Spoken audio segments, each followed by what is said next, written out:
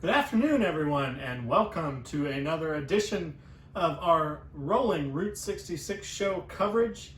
I'm Austin Coop on behalf of Tulane America and the folks at Rockabilly Q.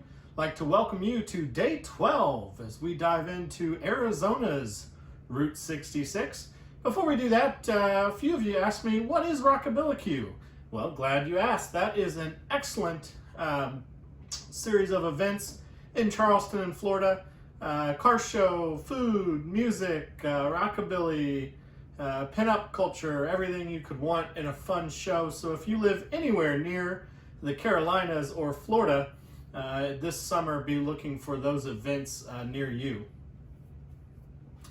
As always, a thank you to Don Juan Pomade. For all of your men's grooming needs, please go to donjuanpomade.com. As of this morning, 1,260 cars entered in the show, over 41,000 votes. So thank you everyone for your voting. Leaderboard, we've had no moves in the 11 through 20, so there's your 16 through 20. And there's your 11 through 15, so same as yesterday in terms of place. And our top 10. So the top 10 only has one change, which we'll get to in a minute. In 10th place, Sue Rubin with her Corvette, 703 votes.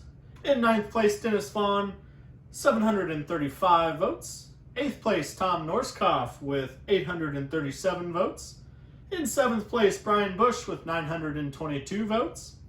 In 6th place, the wagon of Sarah Honeycutt with 1,108 votes. 5th place is going to be Gary Foster with 1,307 votes. 4th place, the Corvette of Pam and Ron Scattergood with 1,396 votes. 3rd place, Ricky Nappick's Mustang, 1,436 votes.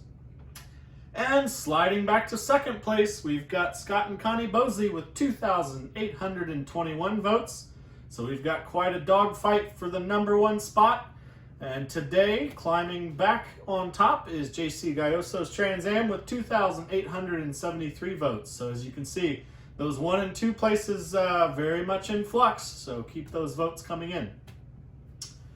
Lots to get to today and tomorrow with Arizona. There's so much great Route 66 stuff in Arizona. Some of the most iconic, in our opinion, a lot of the stuff when you imagine Route 66 is probably in Arizona. So right as you cross the border there, we come to our first stop, and that would be the Petrified Forest National Park.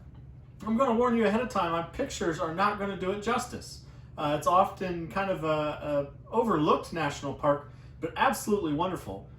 So for starters, it is the only national park that Route 66 actually went through. So old Route 66 went through it. They've actually got a display there. You can see it in that bottom right corner picture there. That I believe it's a Studebaker. You might want to check me on that. Denoting where Route 66 used to go through the national park there. You can see some of our guests with their heads in there checking it out. You just can't change car people. If they see an old car, they're going to check it out. But Petrified Forest National Park, again, we've got the Route 66 portion of it. And then you've also got what we call a painted desert. So a painted desert, I won't get into the geology for you, but basically you get these stunning vistas with very colorful different layers of sandstone from time there. And then you also get some incredible historic, prehistoric culture there. Some of the nomadic tribes, I shouldn't even say nomadic because they stayed. They've got a pueblo that is there. With drawings on the wall, and again, I'm not doing this justice, I apologize, but some incredible stuff. And then finally, you've got a lot of what they call petrified wood. So it's wooden logs that have been petrified, and if you polish them up, you get these incredible. They look like polished rocks, but they're actually wood. So. Again, I know I didn't do that justice, but I encourage you to come along with us and check it out in person because it's a wonderful thing. As you come out of the national park, you hit the town of Holbrook, Arizona. Holbrook has lots of petrified wood shops, some great food. There's one Mexican restaurant in particular that's been there a long time. But what most Route 66 people will remember Holbrook for is the Wigwam Motel. So, ironically, they're not wigwams, they're teepees.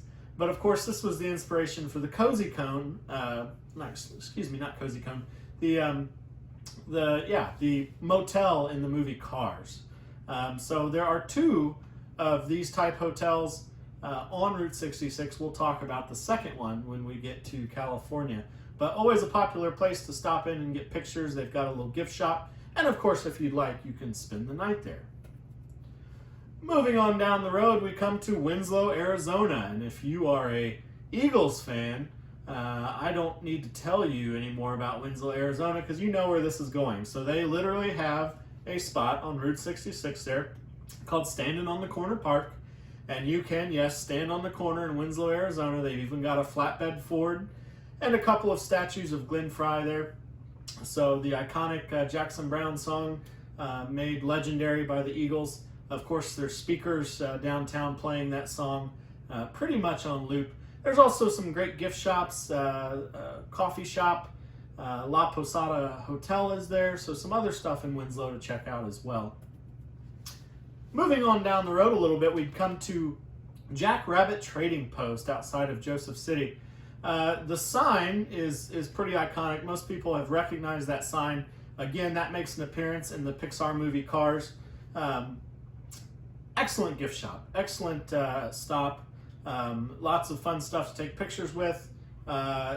We can't recommend them enough. They're just wonderful friends to everybody on Route 66. So Jack Rabbit Trading Post should be another stop. Then you're going to come to the city of Flagstaff. So college town, kind of a gateway to the Grand Canyon. You've got Mount Humphreys, which is the tallest point in the state of Arizona. In the background, Hotel Monte Vista is a historic Route 66 hotel. If you like beer, there's lots of good breweries and good food. So Flagstaff is a very vibrant town there in Arizona. And finally, we're going to finish up today in Williams, Arizona. So Williams, Arizona is distinct from that it was the last major town that was bypassed by the interstate. Today it's known not only for its Route 66 stuff, but as again another gateway to the Grand Canyon. If you've ever taken the train to the Grand Canyon, that's where it departs from, is Williams, Arizona. It's unique because Route 66 is actually two one-way streets right through the heart of the town. There's great breweries again, there's good restaurants, there's some cool diners like Cruisers, lots of gift shops, just a really thriving town that is a good spot to have a car show. So that's where we decided to end today. Again, giving you very, very high level on all of this. Each of the things that I've mentioned could be its own episode. But tomorrow, we will pick back up in Williams and head towards Seligman. And if you've done Route 66, you already know all about Seligman. And we'll head to Hackberry and Kingman and Oatman. So lots of good stuff on Arizona. Please check out the state page on rollingroute66show.com for more information about all of the great stuff in Arizona on Route 66. And consider going with us on a guided tour this summer. We still have some spots available in August. So without further ado, we're going to take you to the car show field, take a look at some more of your cars and trucks. So thank you, everyone, and we'll see you tomorrow with part 2 of Arizona.